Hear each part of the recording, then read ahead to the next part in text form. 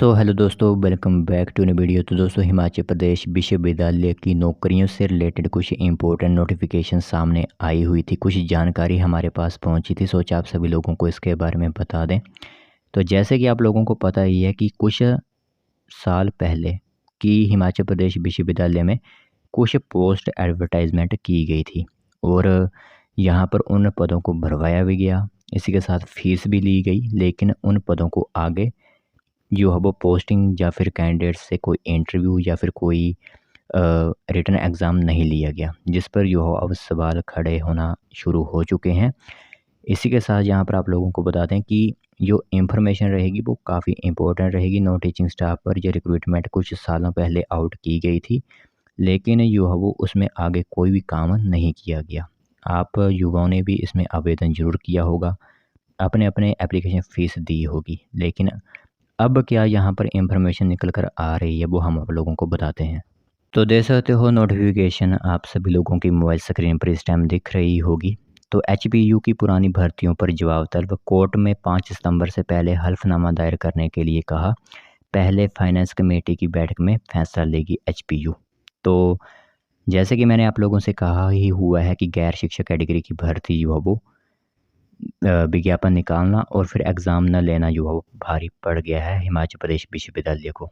तो अभ्यर्थियों की ओर से कोर्ट जाने के कारण हिमाचल हाई कोर्ट ने विश्वविद्यालय से जवाब तलब किया है और यह याचिका बालकृष्ण ने दायर की हुई है।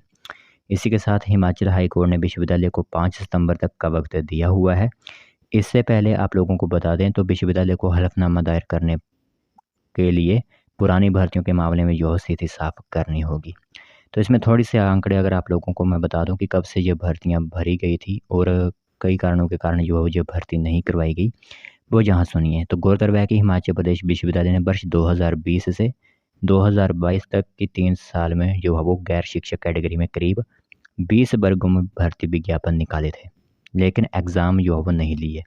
तो इन भर्तियों के लिए आवेदन शुल्क भी ज़्यादा था। जैसे कि मैंने आप लोगों से पहले ही कहा हुआ है कि जो काम पहले नहीं देखे जाते, जब कोर्ट पहुंचता है तब जो है वो इन्हें देखना पड़ता है।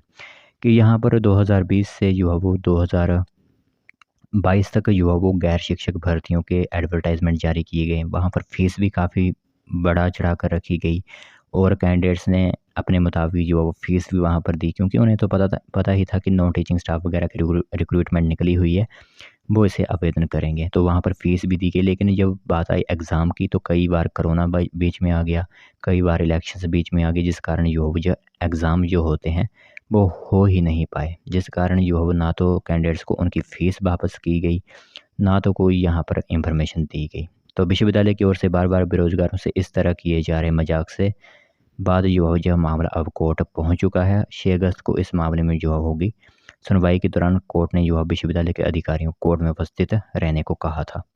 तो इसके बाद अब 5 सितंबर तक का वक्त जवाब दायर करने के लिए जो हो कहा गया है कि अब आगे क्या होता है। तो इसमें आप लोगों ने भी आवेदन किया होगा, मुझे पता है, क्योंकि जब पहले भी हमने इस रिलेटेड वीडियो बनाई हुई थी तो काफ़ी कैंडिडेट्स के कमेंट्स आए हुए थे कि हमने भी अप्लाई किया हुआ था और यहाँ पर भर्ती की फ़ीस भी अदायगी की हुई थी, लेकिन जो है वो भर्ती के एग्ज़ाम नहीं हुए, कभी पोस्टिंग नहीं दी गई।